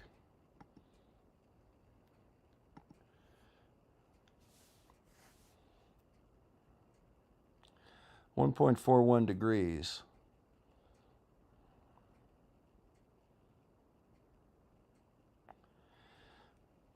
This would be a good time to try and recall what California looks like, since we have a Californian in here.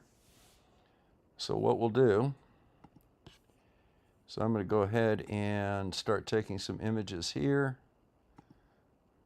Okay, that looks like a good star to guide on. And from the looks of it, we should be pretty good here.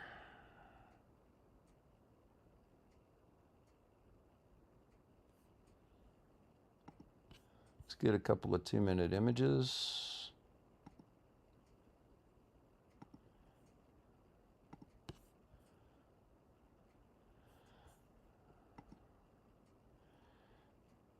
NGC 1499.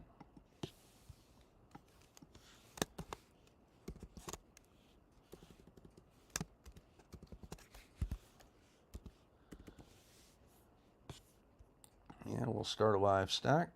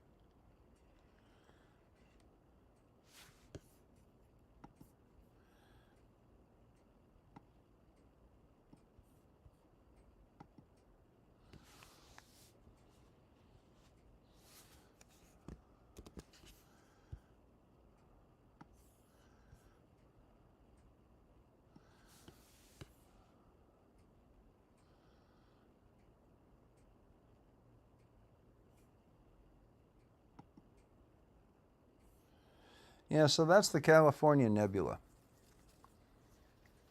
Now, if anybody out there wants to follow the channel, obviously that's free. If you want to become a Patreon or a subscriber and support the observatory, your assistance is more than welcome and much appreciated.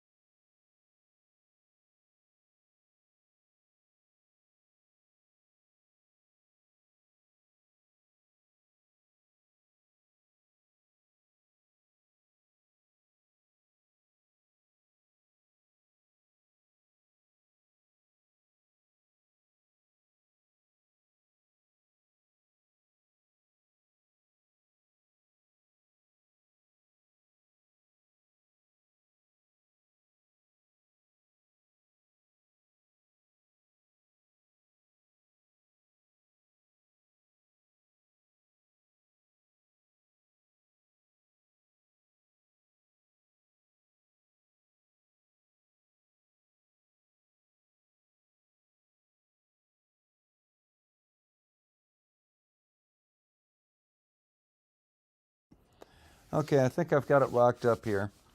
This was NGC 39 or 3079. They say that there's some gravitational lensing. We'll see whether or not we can see anything with it. It looks like it's kind of a bad spot in the sky for me. It's pretty bright. So we're going to go ahead and see what it looks like.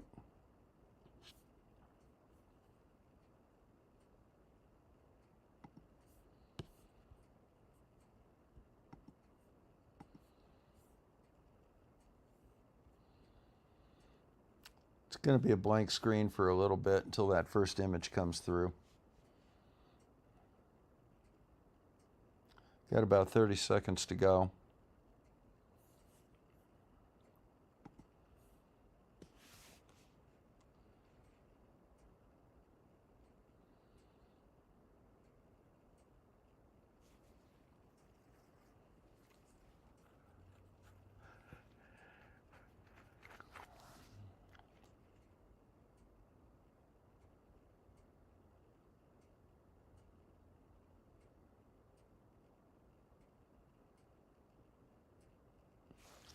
Okay, here's the first image.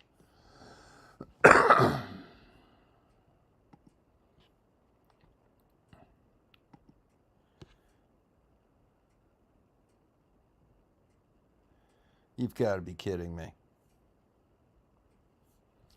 All right.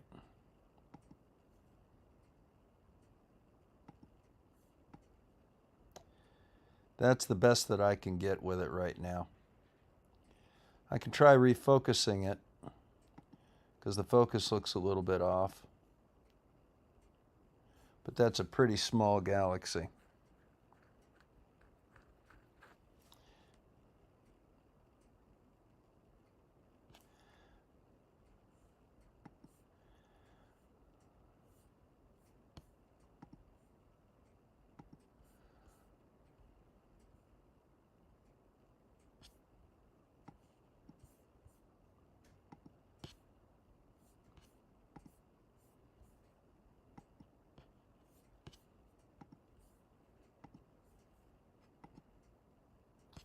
Oops, hit the wrong one on that. Let's get up here to camera.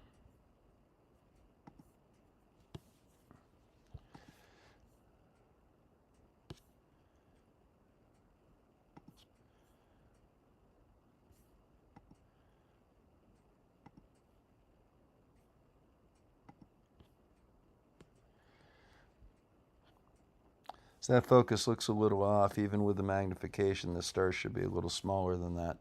They're looking a little bit bloated to me.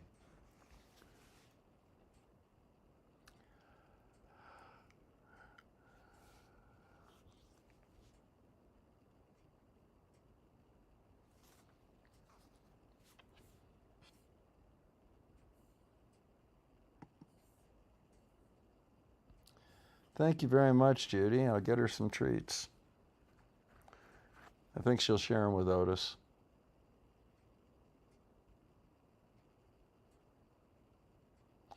Oh, no, of course I get vignetting. You have to remember, too, that there are no darks or flats on this either. This is just raw right off the camera.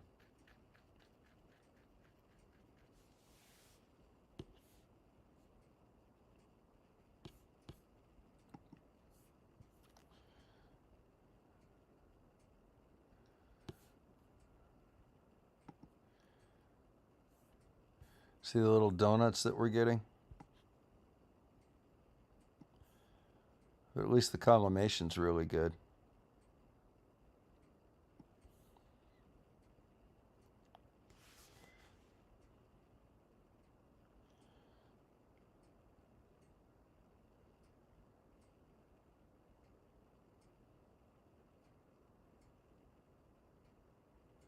So when you see those flat Earth images where they say this is what stars really look like, and they show this big shimmering thing with a big hole in the middle of it, just shows you they don't know how to focus. It's an out of focus star. It's not a. I had one tell me they thought, stars actually have black holes in the center of them. Not if you focus them properly, they don't.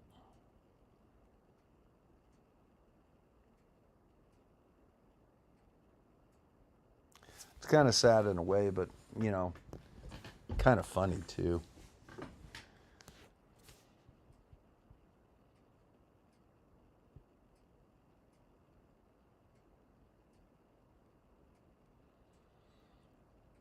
Look at that, the hole's going away. We want to get down to about 1.5. We're at 5 right now.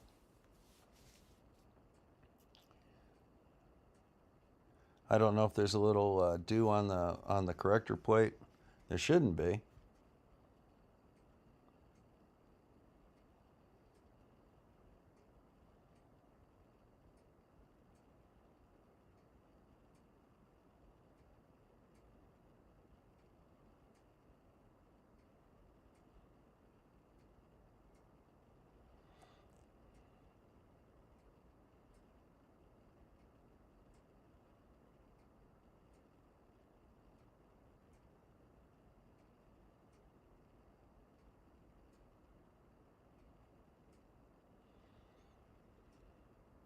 See, those stars are getting smaller and smaller.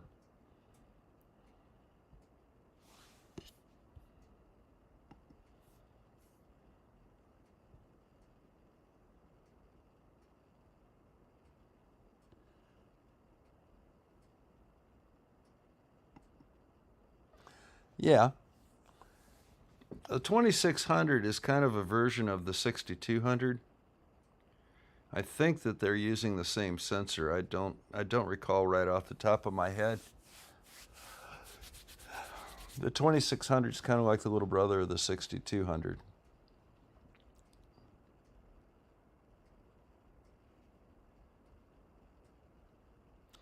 Yeah, my dew heater should be on pretty nicely right now.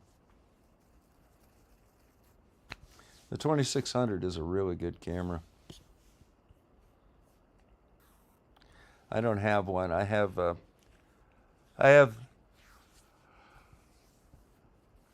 6200s in monochrome and color, and then I've got 533s in monochrome and color. And thanks to Judy, today, in her generous donation to the observatory, I'll be getting the planetary camera probably the first of the week.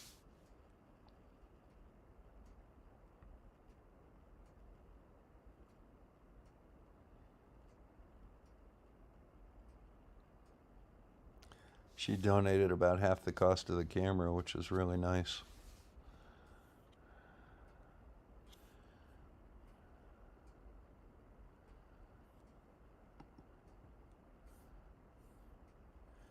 Yeah, the focus isn't getting real good tonight. I may go out there and check and see if I'm getting some dew.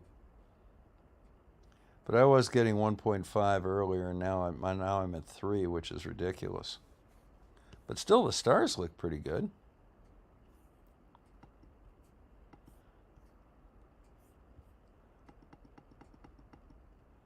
Yeah, they don't look too bad. Okay, so that's done.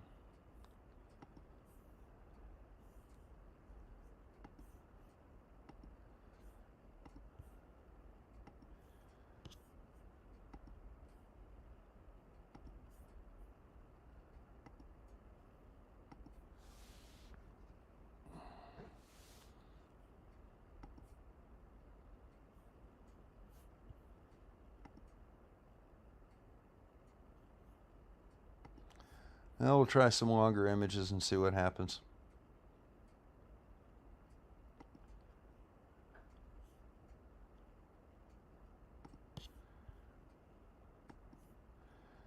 All right, there she goes.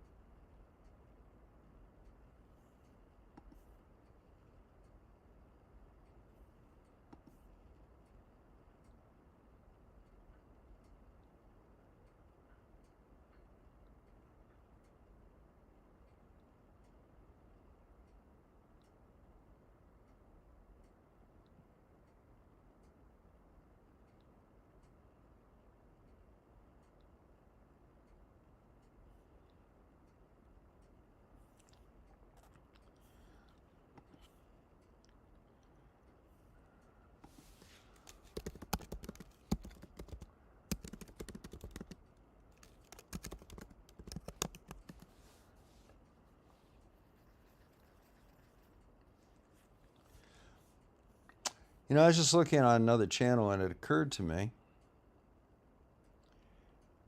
I may know why the focus isn't getting all that good tonight. Let me go out and look at something real quick.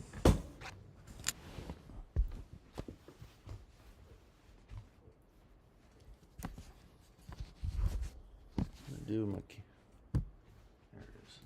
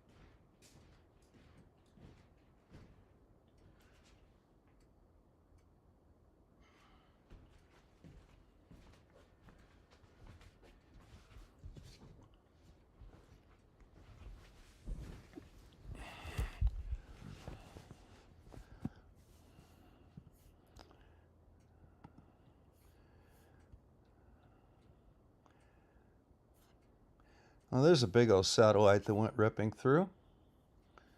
Let's go ahead and see what we can see here.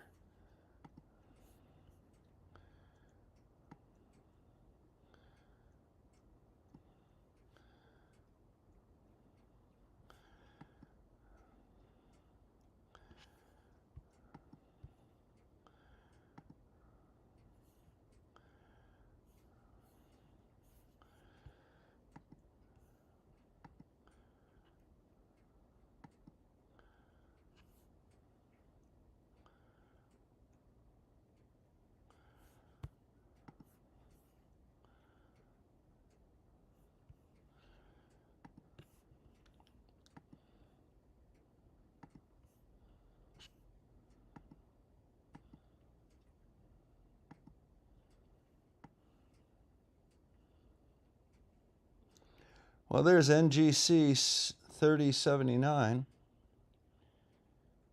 I don't see anything that looks like gravitational lensing, unfortunately. Let's let a couple more images come through and see what we get.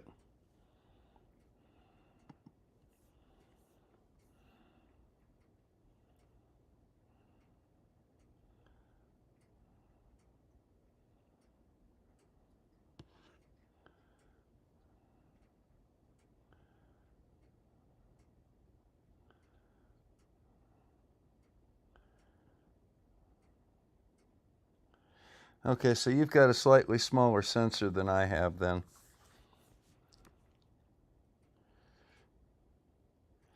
I don't know if we're going to see too much here. We'll give it a couple of images just to see what it looks like. And then maybe go over and have a look at a couple of satellites real quick if you want. I'll let this kind of play out for a couple.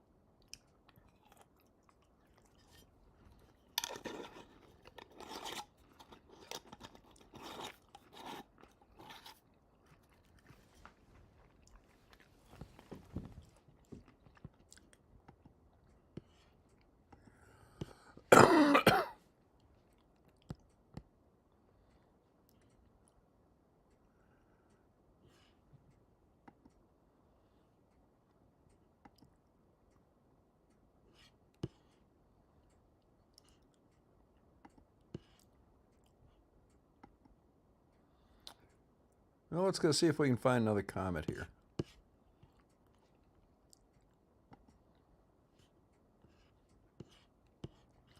This one's a little brighter than the last one. It's in a little better position too.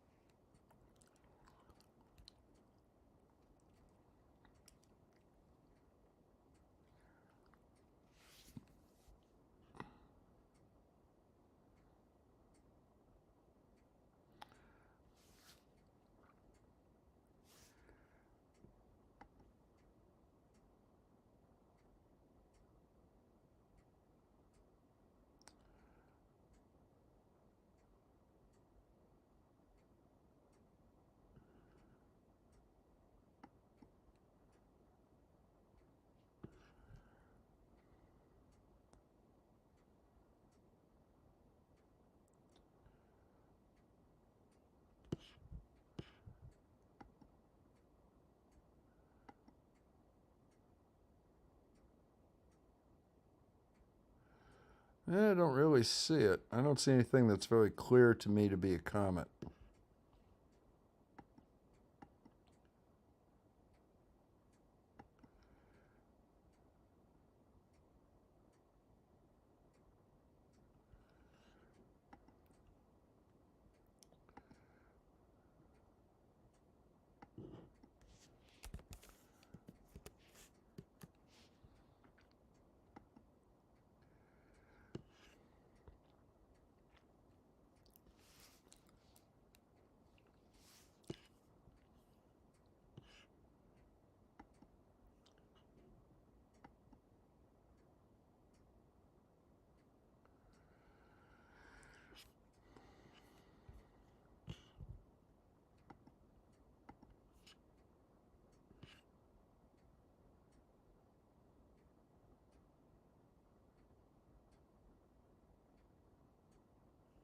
Yeah, that was Jupiter. Well, I think I'm going to go ahead and shut her down for tonight. It's been a long night, and we've been streaming here for a few hours. Got some nice views of some things. I'll post the images in the community section of my page, the Shamrock Banks Observatory page, and I'll have those up by tomorrow. So good night, everybody, and thank you all very much. Make sure you hit that subscribe if you haven't done so already, and you know, hit me a like or become a Patreon or a channel member. Always, everything that comes in goes straight into the equipment for the observatory. So we have a planetary camera I'm going to be ordering here pretty soon, probably the first of the week. So if you want to make a donation towards that, that would be appreciated. So, so everybody have a good night, okay?